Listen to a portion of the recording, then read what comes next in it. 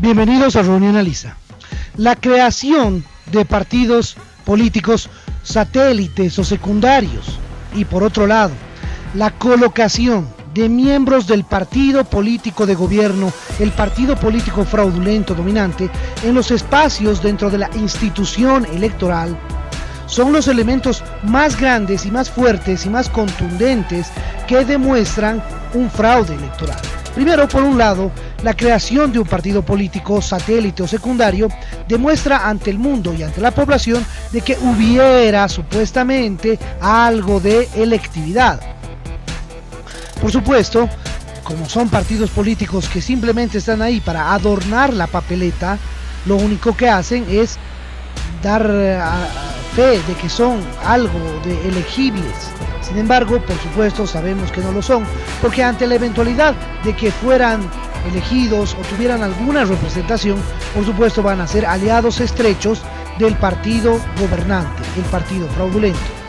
El MAS en Bolivia, el PSUV en Venezuela, el Partido de Todos en Argentina, el Frente Sandinista de Liberación en Nicaragua, el Partido País en Ecuador y el Partido de los Trabajadores en Brasil. Estos son los partidos que han demostrado tener estas actitudes fraudulentas castrochavistas por su influencia de Castro y de Chávez. Y por otro lado, la colocación de miembros partidarios en la institución electoral, en la institución que organiza, controla, supervisa, administra los procesos electorales. Sabemos que en cada país tiene un nombre diferente. Esta colocación en los lugares de decisión puede significar el fraude final, porque son los jueces, son los encargados de administrar, dirigir, controlar, supervisar, dar pie a denuncias de fraude, etcétera, etcétera. Si dentro de la institución están corrompidos porque son parte del partido de gobierno, entonces no va a haber posibilidad de generar una elección libre, limpia, directa, franca. Porque, por ejemplo, en Venezuela es imposible ir a una elección en este momento, 2019, cuando sabemos que existe todo un aparato de fraude dentro del Consejo Nacional Electoral. Más allá de Venezuela, la segunda institución electoral que no tiene credibilidad en Latinoamérica es el órgano electoral plurinacional de Bolivia, lo cual demuestra que tampoco en Bolivia se puede dar con realidad una elección limpia, franca, no fraudulenta, directa y confiable. Esos son los problemas que atraviesa Latinoamérica gracias a la influencia castrochavista. Entonces, comencemos.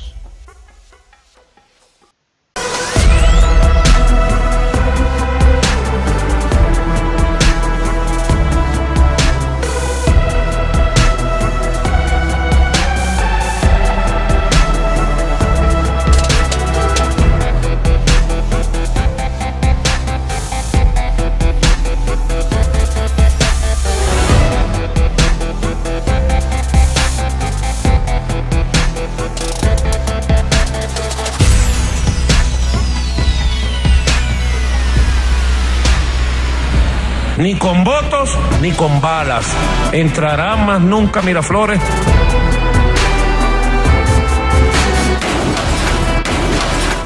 El Grupo de Lima es compacto. Hoy más que nunca. Hago un llamado para que evitemos que se consolide un paso más al servicio de la dictadura. La dictadura pretende, en el mes de diciembre de este año, darle un golpe a la Asamblea Nacional convocando supuestas elecciones libres, que no son otra cosa que la manipulación flagrante de la deliberación ciudadana para convertir la Asamblea en un petimetri de sastrería que le encaje a los intereses del dictador. Por eso no podemos apoyar, ni validar, ni aplaudir, ni reconocer ese proceso, porque ya sabemos que es un proceso fraudulento y que está encaminado a seguir acallando las voces independientes. Hoy también hago un llamado para que reafirmemos esas denuncias frente a esos abusos. Si no hemos reconocido el gobierno del dictador, menos podemos reconocer un proceso electoral a partir del cual el dictador quiere convertir a la Asamblea en un lacayo de sus intereses. Y en ese llamado tenemos que ser claros, cancilleres, porque lo que viene después será más dramático para el pueblo de Venezuela. Número 2. La creación de partidos satélites, es decir, partidos políticos que no son oficialmente miembros del partido de gobierno, pero sí son miembros reales. Por ejemplo, el Partido Socialista Unido de Venezuela se creó una sigla de un partido llamado MAS, Movimiento al Socialismo. Y también existen otros partidos a la cabeza de un político llamado Henry Falcón. En Venezuela, el gobierno del Partido Socialista Unido de Venezuela tiene sus partidos minoritarios para presentarse a elecciones y dar la imagen de que hay democracia. En Bolivia pasa lo mismo. Existe el partido principal, que es el Movimiento al Socialismo, y existen partidos que no tienen una claridad, que más parecen ser partidos satélites del gobierno. Por ejemplo, Tercer Sistema, de un partidario político llamado Félix Pazzi, o por ejemplo PANBOL, otro partido pequeño, pero que también da la imagen de que hubiera partidos de oposición. En Argentina no existe un partido satélite porque, como han salido del gobierno y ahora quieren volver a entrar, se han unido todos los partidos de izquierda en una alianza llamada Todos, que son los 19 partidos de izquierda, para poder recuperar el gobierno. Las presidenciales, nosotros decimos, vamos a las elecciones presidenciales con moral. De esta manera, el exgobernador del estado Lara, Henry Falcón, dio a conocer su candidatura a la presidencia de Venezuela en las próximas y cuestionadas elecciones. Ahora, ¿realmente quién es Henry Falcón? Y no me pesa en lo absoluto ser un chavista light. Fue electo como constituyente por el movimiento chavista Quinta República, del cual fue coordinador general en el estado Lara. Durante las elecciones generales del 2000, fue electo alcalde del municipio de Ibarre, en la ciudad de Barquisimeto, por los partidos afectos al gobierno comunista, cargo al que fue reelecto en 2004 nuevamente con el apoyo de Hugo Chávez. Y con el apoyo del presidente Chávez, será el gobernador del estado, si Dios quiere y la vive. Número 1. El principal riesgo y el más grave de todos es la destitución de funcionarios públicos, miembros de los órganos electorales. Porque se supone que el órgano electoral es el juez que va a determinar si las elecciones son o no son válidas, si existe indicios de fraude. Pero si tienen al interior de la institución a todos los partidarios del partido de gobierno, del PSUV en Venezuela, del MAS en Bolivia, o de Todos, o el Partido Justicialista en la Argentina, entonces obviamente podemos asegurar de que si en estas anteriores 9 situaciones se presentaran denuncias o peligros, los funcionarios del gobierno, los funcionarios partidarios, van a minimizar estas denuncias y hacerlas desaparecer. Por eso conviene tener a todo el personal a favor del gobierno. En Bolivia hemos tenido muchas noticias de estas situaciones, de funcionarios despedidos a poco tiempo antes de las elecciones. ¿Por qué? Porque no son partidarios del gobierno y que podrían poner en peligro toda la maquinaria de fraude que se está realizando. Ciudadanas y ciudadanos designados por la Asamblea Nacional de Venezuela como rectoras y rectores principales y suplentes del Poder Electoral. ¿Juran ustedes, en el nombre de Dios y en el nombre de Venezuela, cumplir y hacer cumplir la Constitución de la República Bolivariana de Venezuela, especialmente en lo contenido en el artículo 293, referido a las funciones del Poder Electoral?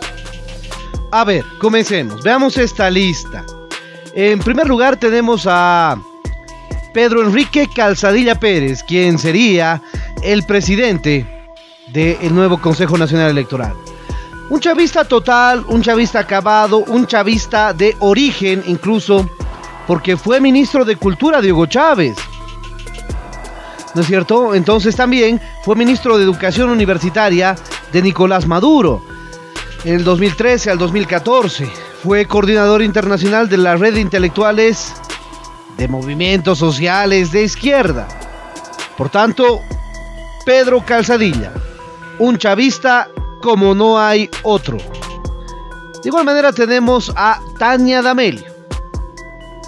Tania D'Amelio es una rectora del Consejo Nacional Electoral, ilegal, inconstitucional por supuesto, pero que está ejerciendo desde el año 2009. Es una ficha conocida de Maduro y por supuesto tiene el poder de control técnico del fraude electoral dentro de Venezuela.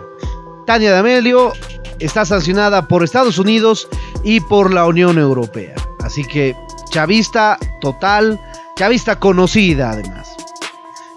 Luego tenemos a otro rector principal, Alexis José Corredor Pérez, miembro de la ilegal, inconstitucionalidad, transgresora de derechos, Asamblea Constituyente Chavista. Ya con eso ya sabemos todo.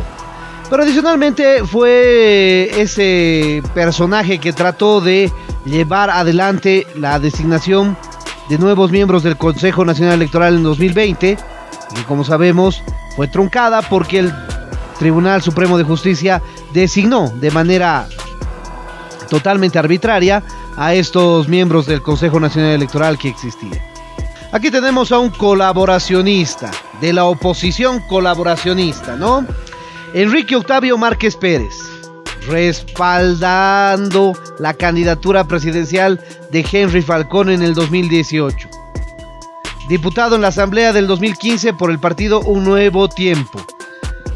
Enrique Octavio Márquez Pérez, básicamente un chavista de closet, un chavista escondido, porque es un entero colaborador de Capriles, que es otro chavista de closet, ¿no es cierto? Entonces es un miembro colaboracionista, de oposición, nada.